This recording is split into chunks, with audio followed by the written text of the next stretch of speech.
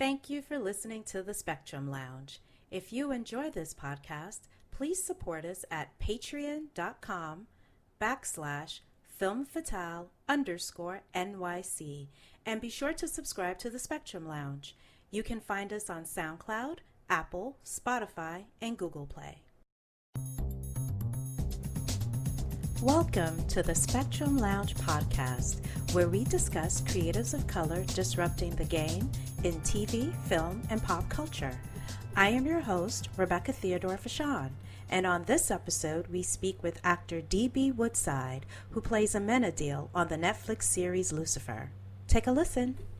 Well, welcome to the Spectrum Lounge, D.B. Woodside. Thank you so much for joining me. Thank you. So I screened the first 8 episodes of season 5 of Lucifer. I'm a huge Lucifer fan. I'm late on the train. I remember watching the first couple of episodes, the first season on Fox, but then, my job schedule got really crazy. But luckily, I was able to binge watch. I think it was a few months ago, I was able to binge watch the first 4 seasons on Netflix. So that was, because I had seen, the Save Lucifer and, you guys moving to Netflix. So I was able to watch the first 4 seasons, and I'm addicted to this show. Oh, nice. Oh, great. I was waiting. We were waiting for season 5, and I saw the first 8 episodes. A lot to talk about.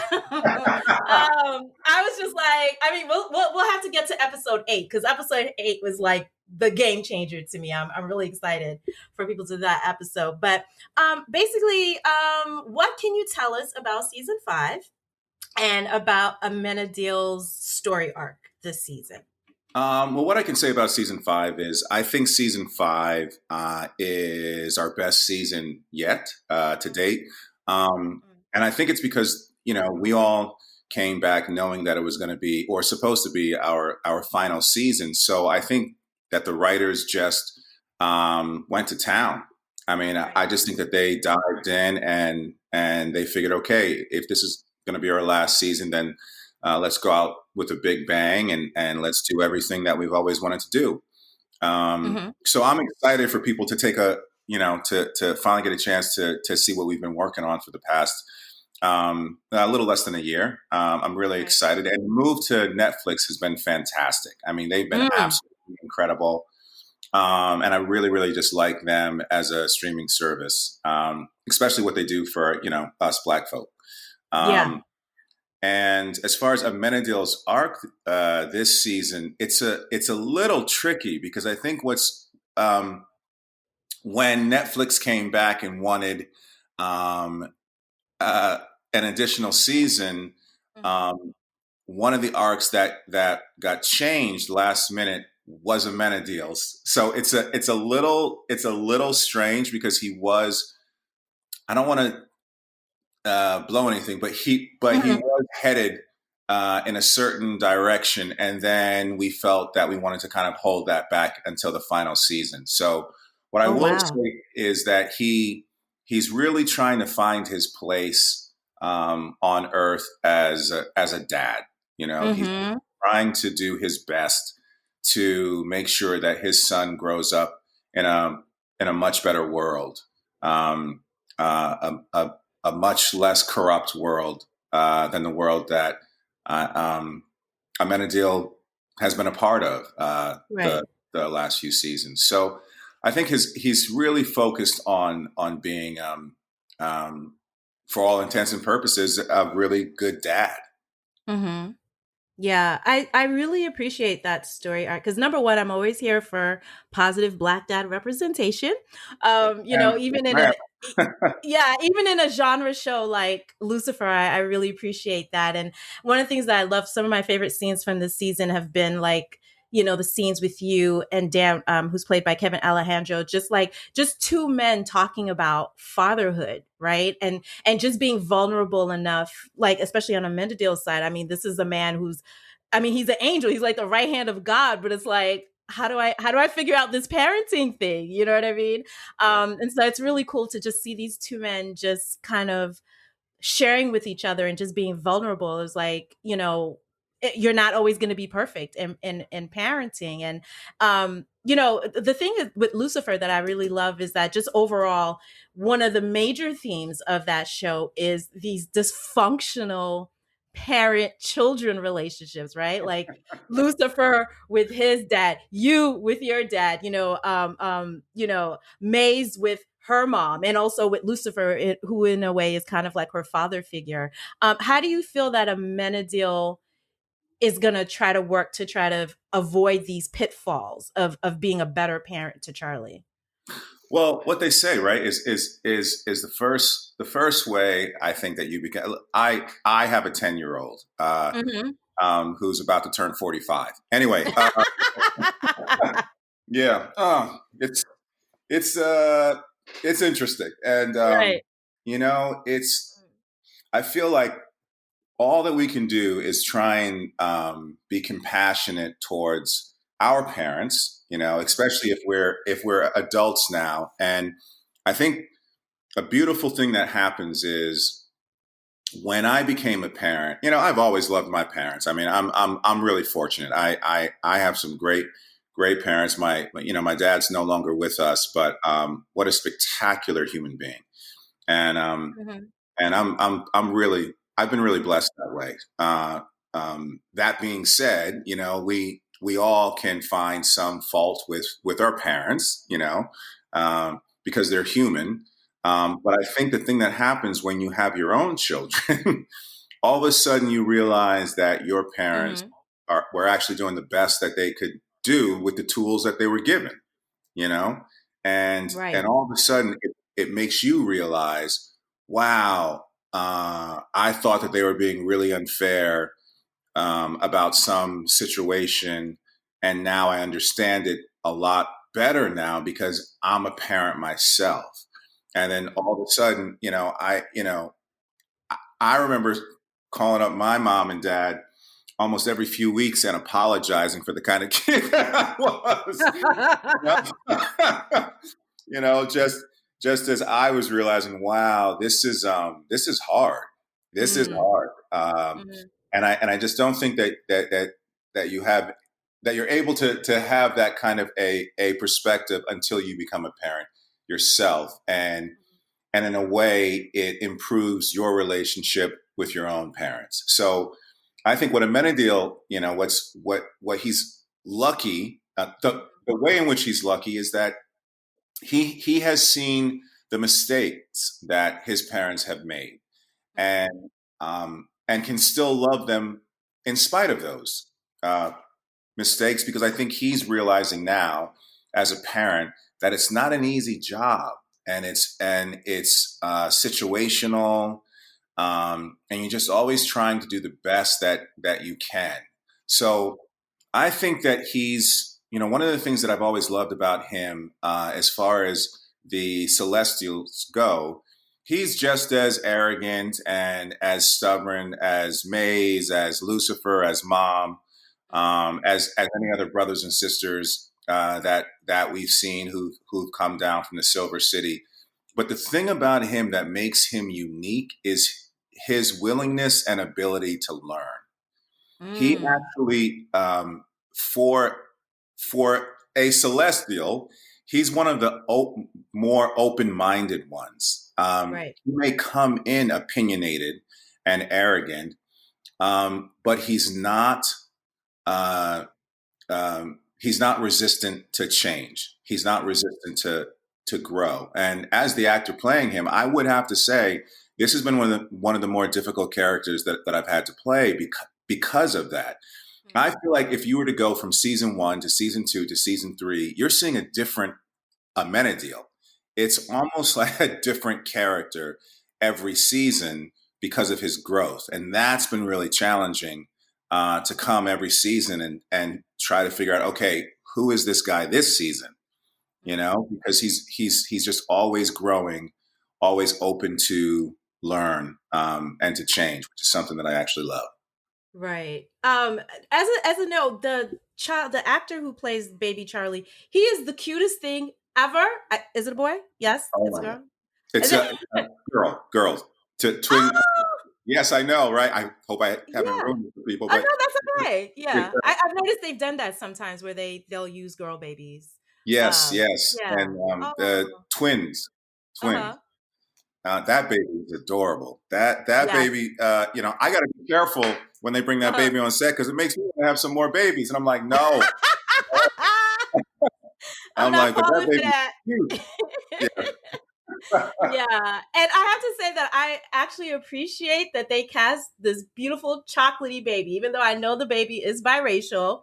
I understand that, but I do appreciate that. Yeah. I appreciate, yeah. Yeah. Well, I do too. And let me just say that,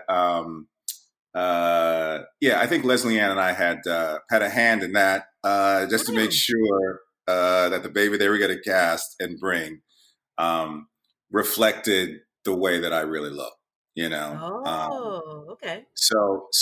I think we just kind of said something as they were um, looking for some babies, and Hmm. I'm just happy that we work somewhere where they are open to that kind of thing, open to listening to us. Right. Um, so yeah, that baby is cute. I think it was it episode? I'm trying to think. It was 6 or 7. It was sort of like a 3 men and a baby sort of scenario where it's Oh you, my like goodness. Amenadiel and Lucifer and Dan who are trying to soothe baby Charlie because he's just not with it. You know what I mean? And so Oh yeah. I thought that was so cute. Yes, that episode also. That was challenging because that cute baby was crying. For So, real, for real. for real, yeah. So it Oh was my like gosh. all of a sudden I started realizing like, oh wow, like I'm having some PTSD of when my little girl was a baby and getting up early in the morning and having to get up and not sleeping, and I was like, oh my goodness, you know. Woo! So yeah, Memories, right? yeah. Oh yeah. Oh my god. So I did want to talk about episode 5, which is, I guess you could say, more of like an Amenadiel centric episode. Where it's titled, the episode is titled Detective Amenadiel, and I actually enjoyed that episode because I was like, yeah, he would make a good detective. So you basically, your character Amenadiel partners up with Chloe to solve this crime. And I thought one of the funniest things was like how the women in those scenes were just like so in love with Amenadiel. Um yeah, that was really, so what was it like shooting, like working so closely with Lauren Oh, first of Germain and all, just yeah. Lauren is one of my favorite people. Mhm. It's so interesting to me because she is hands down the funniest member of this cast, and I just Wow. wonder. Oh yes, and I wonder how many people know that. I wouldn't. Yeah, because she plays such she plays the straight person to Lucifer's kind of craziness, right? Yes. But she is legitimately one of the funniest human beings I've ever met in my life. Mm. So when they paired us up, I was really looking forward to it, and it did not disappoint. Mhm. Um, we had so much fun, and she was such a pleasure to work with. And I'm one of those actors, one of those individuals. Friends tell me all the time where I'm an intense individual. I can be Mhm. intense. Um, Right. and that's just how I am. I've accepted that about myself, and my friends have accepted that about me now too. But it's nice when um, I can be so affected by someone like Lauren, who is so full of light, so full of humor, that working with her was just a blessing. I mean, she just has a way to make me laugh, and I think she loves to try and kind of get into me and get me to laugh. And I just so appreciate that. But we had such a good time shooting that episode. I think Amenadiel makes a pretty good detective as well. Yes. So we shall see what happens in season 6. But that episode was a lot of fun to do. It was a lot of fun, and a lot of that has to do with Lauren. She's that much fun to be around, and it was great. That episode was just so much fun. Hmm. Hmm. So I know you also work closely with Tom Ellis, of course, who plays Lucifer, and so we know there's no spoilers here. We know from the trailers that Tom is actually playing dual roles this season. He's playing Michael, who is Yes. his twin brother. So what was it like seeing that, just kind of seeing Tom taking on this other role or playing opposite him, playing this other role? Because at one point he's Michael pretending to be Lucifer. What was that like? It was really trippy, and he did such an amazing job. I Mm-hmm. mean, he did such an amazing job, and that's no easy task. There were times when we were on set, and so there he is acting with his acting double. So he's playing, he's playing Lucifer, and then we shoot all his stuff. He has to race out, change, redo his makeup, his hair, run all the way back, and then do the other side acting opposite the acting double, now playing Lucifer Oh while my. he's playing Michael. He was Right. just going back and forth, and uh, he was great. I know it was exhausting for him. I have a feeling this season was um, his probably his hardest season in terms of having to flip back and forth, uh, playing two different people Right. essentially. Right. Um, but it was trippy. It was really trippy. But it was a lot of fun. Uh, Right. and we just got a chance to do some stuff. I mean, as far as a Amenadiel, we had set up. I think it was last season that Amenadiel didn't really like Michael, Mm. and so it was nice to kind of go into that this season, and we start to see the reasons why. Oh And yeah. we're really going to start seeing some things explode on the back half of season 5. I think they're calling it season 5B or something.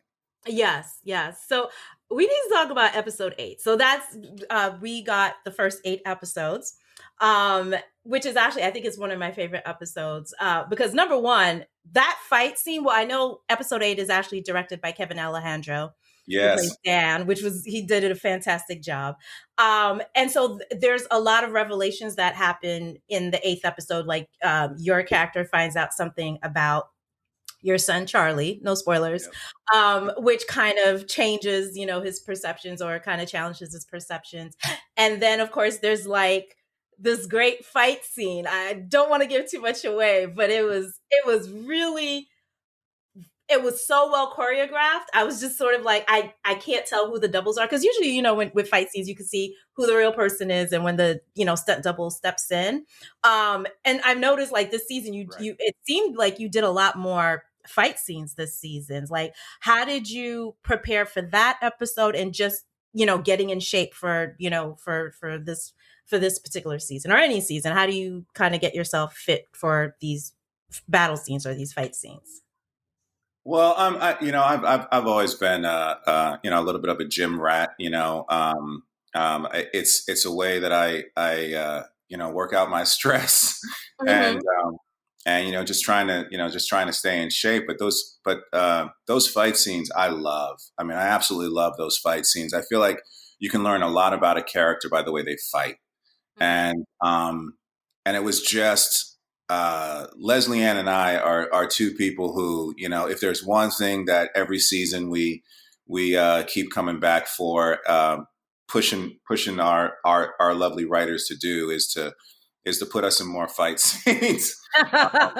We just love to throw down like that, and that fight scene in particular, we have an amazing stunt choreographer, Vlad, who is fantastic, and with Kevin directing it, who is fantastic. We had a blast, and I would say that was probably one of the most intricate fight scenes, if not the most, that Lucifer has ever done. I would probably put it on the same level as I still hear about that fight scene that Tom Welling and I had in season 3 in Lux, the bar, Yeah. where I keep killing him and he keeps coming back to life, um, and people really loved that that fight, and I'm telling people, if you loved that fight, then this fight scene in episode 8 is Mhm. going to just knock people on their butt.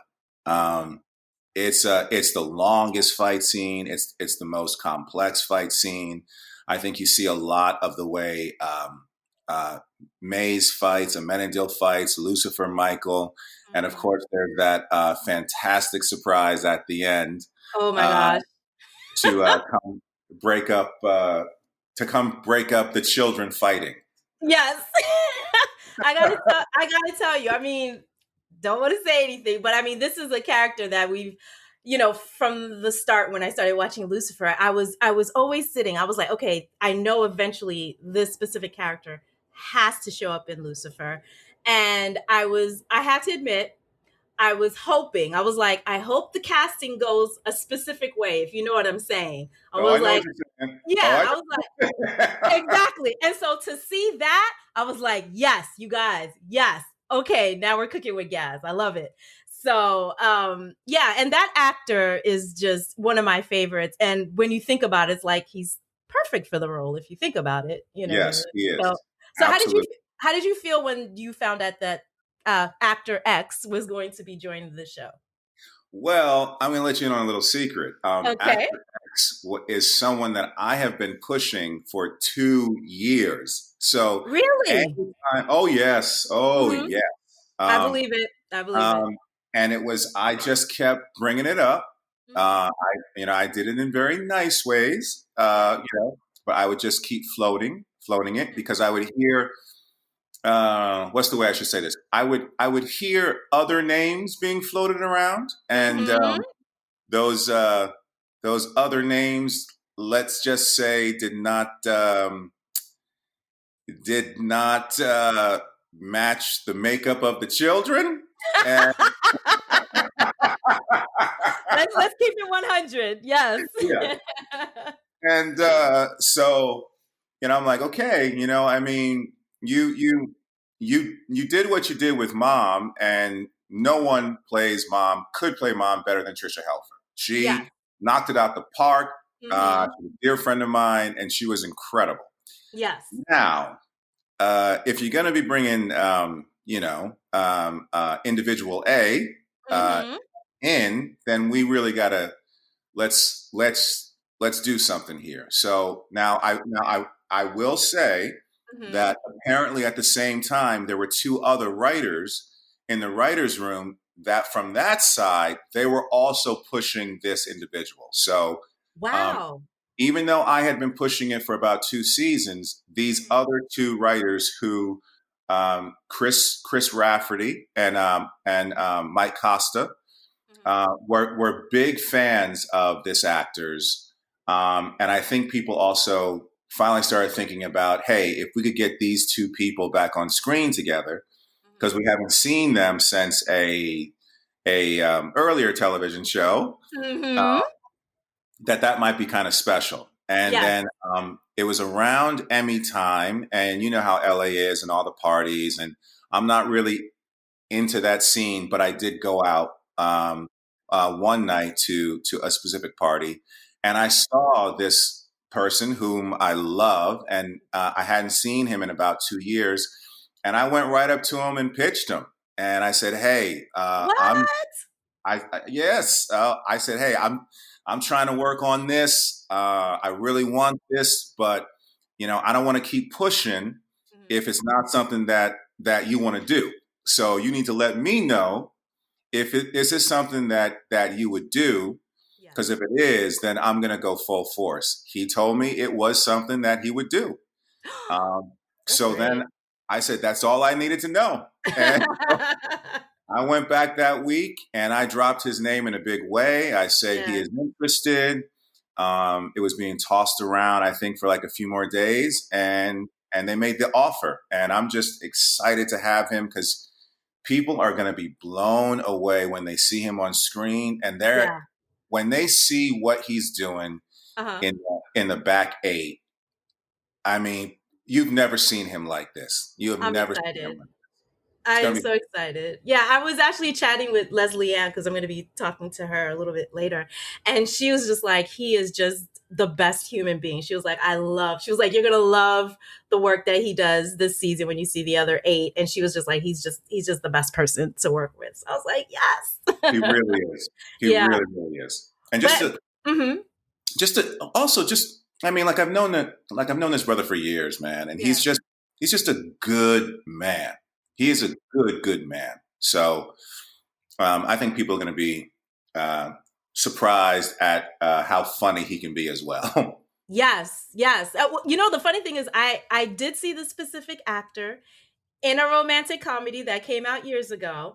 And I was like, this person needs to be doing more rom coms because he was very charming. He was very funny. But I think because of, the gravitas of this actor, I don't think people usually think, oh, I'm going to put him in a romantic comedy. But I was like, clearly he can do it. You know what I mean? So, Hmm. but I think what you're saying is so important. It like proves a point that a lot of people have been saying, like, that's why inclusion is so important, right? Because to have someone like you and then the people on the other side with the writers room advocating for this actor, those things are important. You know what I mean? Because some people are like, well, actors don't really have any power and they don't have any say. But I'm like, I don't know. I think sometimes if you have a good relationship with the producers and the writers, sometimes as you've just shown, is like that can help. Like that's how you open that door for other people to come through. Yes, it's like, listen, it's not always going to be easy. So I think sometimes like what actors saying, well, I don't really have that much power. It's like, well, but you never know until you try. Mm. So if you all you can do is ask, be kind, Mhm. and be um, persistent. Yeah. You know, I think that's all anyone's expecting us to do is just keep knocking at that door. Keep knocking at the door. You may not get in that door, but the person who's right behind you may get in that door. So that's why it's important for all of us to kind of keep knocking on those doors until people, I don't listen. I don't care why they open the door. I don't care if they open the door because they're annoyed. I don't care if they open the door because they want to do the right thing. I don't care why they open the door. Just open the door Mhm. and let us in the room, and we will take it from there. That's all we Exactly. need. That's Yeah. all we need. Yeah, I think about that acceptance speech that Viola Davis gave when she won her Emmy, and she said, it's not that actors of color don't have the talent; they just need the opportunity. They, Yes. they just need that chance to just show that they can do, with it. But I'm excited. I can't wait for people to see. Like I'm telling you, that last shot I was like screaming at the screen. I was like, oh my god, people are not ready for this. But yeah, but actually, so we're in these strange times right now because of the pandemic. Hollywood has shut down, and then that, and then also the Black Lives Matter movement, and what's been happening, and tracking it online has been, it's sort of like what I call the reckoning of Hollywood, where we have had, Black actors and actresses and other Black creatives that have been brave enough to come forward and talk about, the racism and the microaggressions that, they have faced on sets, whether it's movie or television. And then yeah. So, I mean, have you been tracking these stories? And I mean, how do you feel like, I mean, you've been in the business for a while. Like, how do you kind of feel like, do you feel like these stories are going to change? So when everyone goes back to set, is this just a lightning in the bottle and business as usual? Or do you think that these conversations, or at least the Black Lives Matter movement and its impact on Hollywood, do you expect that there will be any change, any significant change? I am hopeful. I'm optimistic, but I just kind of feel like as people, we've been here before, right?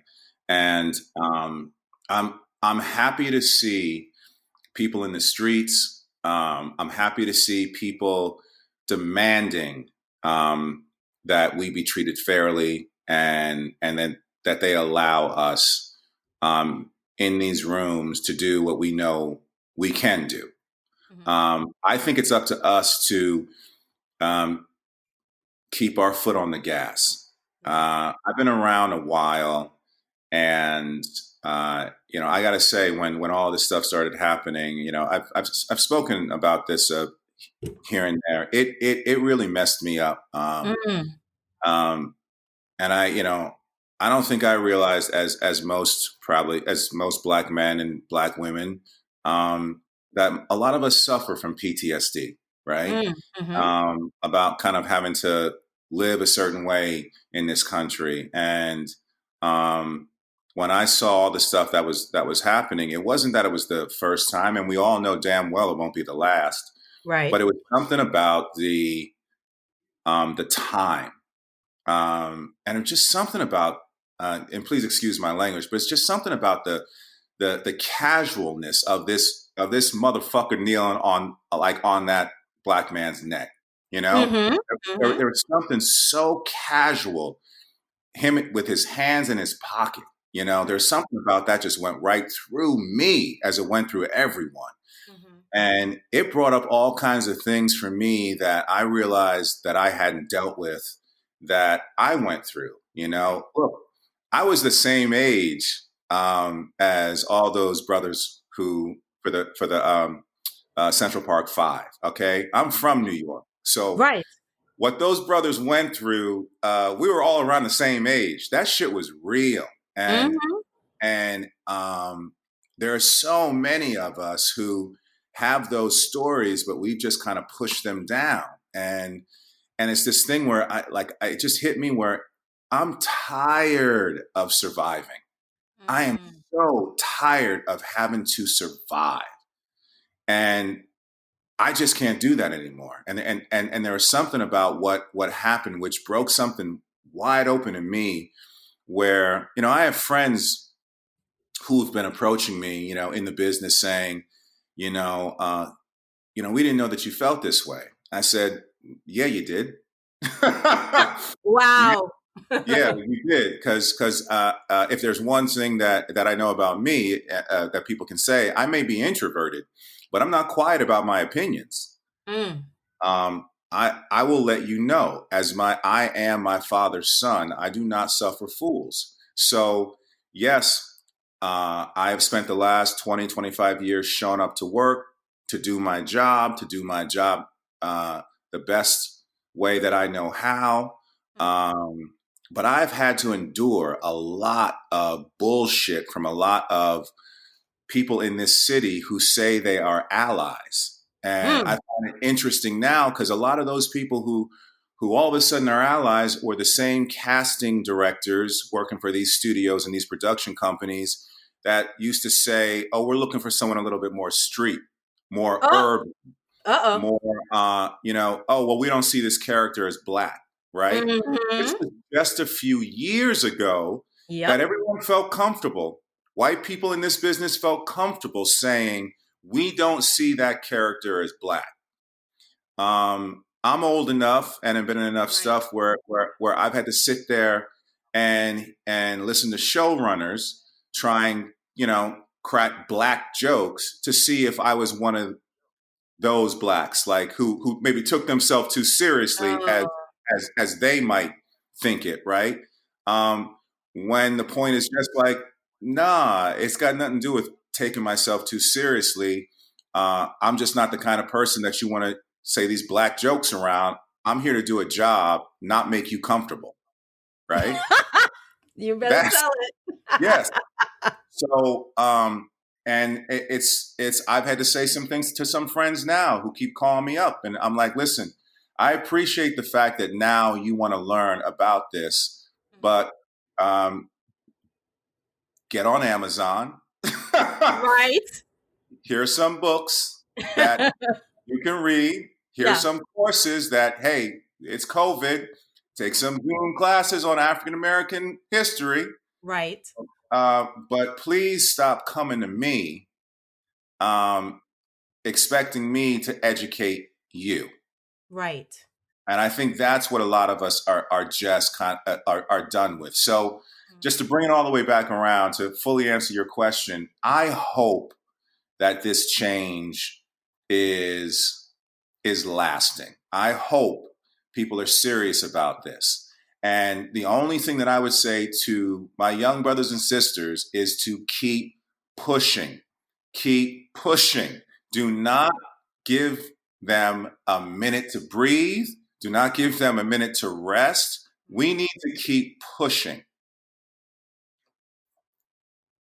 Well said. I don't have anything to add to that. No, but I totally agree with you on, this idea of, when you say, collective. I've always felt like, yes, African American or Blacks in America suffer from a collective PTSD. And whenever we see a video like that, like George Floyd or Ahmaud Arbery, anytime we see things like that, it just brings that back up. But then it's like we have to deal with that, and then the additional burden of educating white people. And what they don't realize is that the education can be just as traumatic sometimes. You know what I mean? Like Yes.